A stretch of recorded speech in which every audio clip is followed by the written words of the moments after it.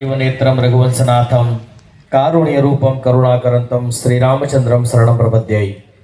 मनोजवं मारुततुल्य वेगम जितेन्द्रियं बुद्धिमतां वरिष्ठं वातात्मजं वानरुद्धमुख्यं श्रीरामदूतं शरणं प्रपद्ये। गलुड़ी धामना आंगणे समस्त विठ्ठलदास मूळजी वसाणी परिवार द्वारा आयोजित श्रीमद भागवत कथा व्यासपीठ पर विराजमान पूज्य स्वामीजीना चरणों वंदन। आप सर्वना चरणों वंदन। વધુ સમય ન લેતા શ્રીમદ ભાગવત અને રામચરિતમાનસ, શ્રીમદ ભાગવત એ મૃત્યુ સુધારે અને શ્રી રામચરિતમાનસ આપણું જીવન સુધારે। આપણા બે ગ્રંથો આપણા સનાતન ધર્મના ગ્રંથો છે।